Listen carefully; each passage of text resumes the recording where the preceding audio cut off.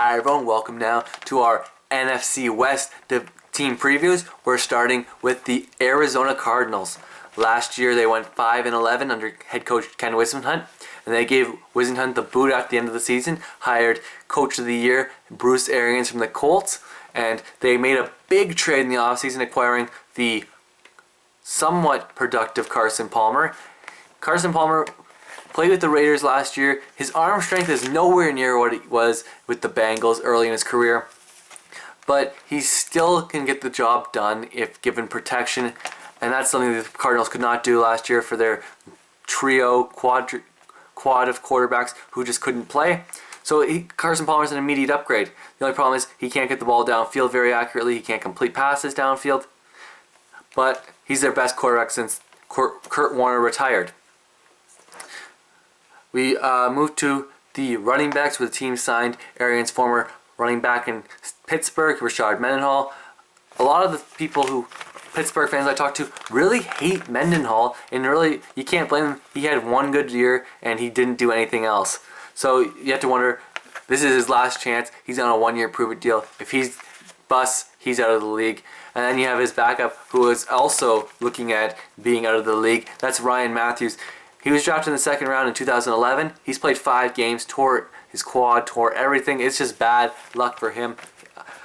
I'm not optimistic that they'll get anything out of that draft pick. We move to wide receiver, where they have Larry Fitzgerald, who had a down year, but can he bounce back? Now he's playing with one quarterback instead of 17 since Warner's retired.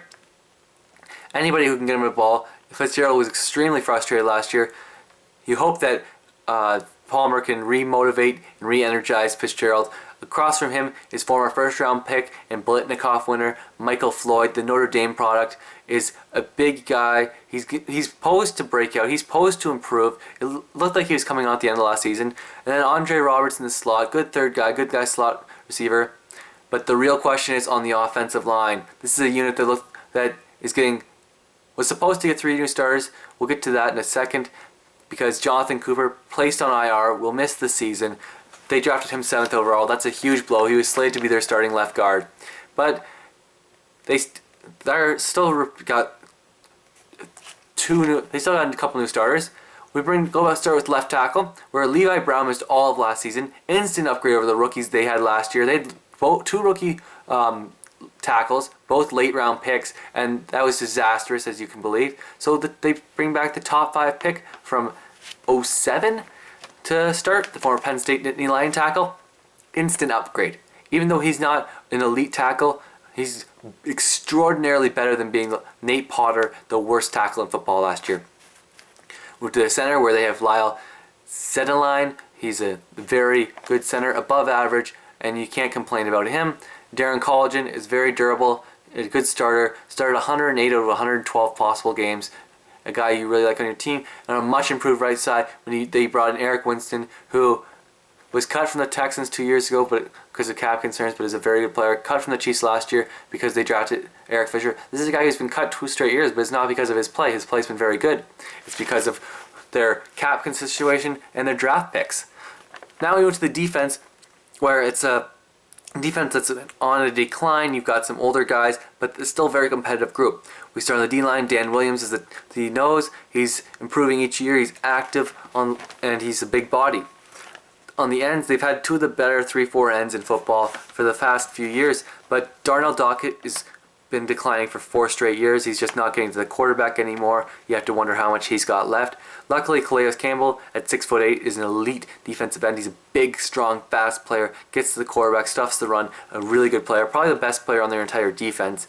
We go to outside linebacker, where it's going to be a struggle for this team to get to the quarterback.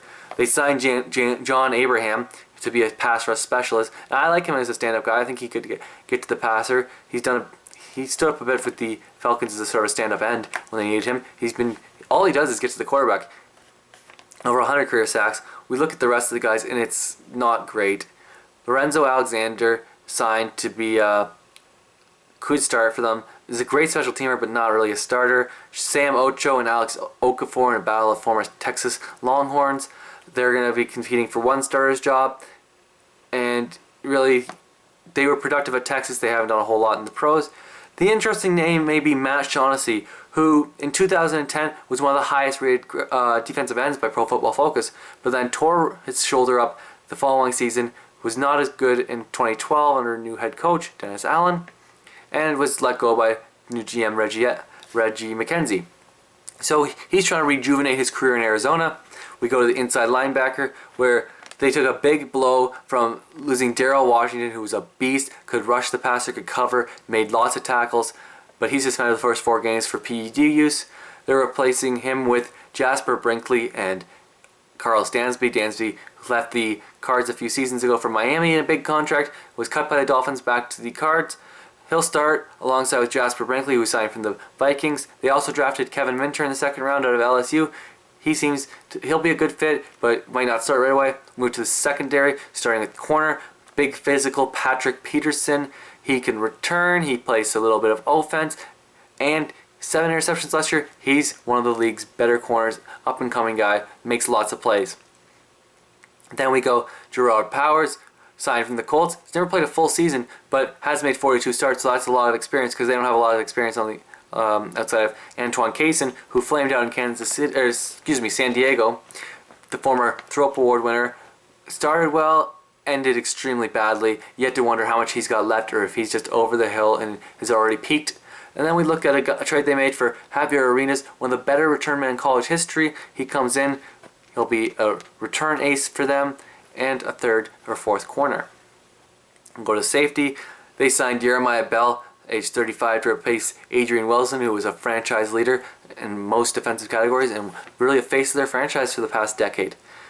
Jeremiah Bell is a tackling machine, but doesn't offer much in coverage. He's flamed out in the Dolphins and Jets, so you think they're just going for tackles there. A guy who can be a physical force. Free safety, battle of the SEC. Alabama's Rashad Johnson versus LSU's Tyrone Matthews. And really, I like Matthew to win this competition. He's a playmaker. He'll find a way on the field. Rashad Johnson may be a little bit bigger, but I think Matthew will find a way on the field. The 3rd round pick out of LSU, if he can stay out of trouble, which is a big if, because we know how many drug tests he's failed. He got kicked out of LSU. We go to kicker, Jay Feely's average. And that's about what we can say about their. Luckily for the Cardinals, they are explosive returners because their kicking game is not going to help them much. Overall, I'm projecting that this team will improve a game to 6-10, and that's my preview for the Arizona Cardinals.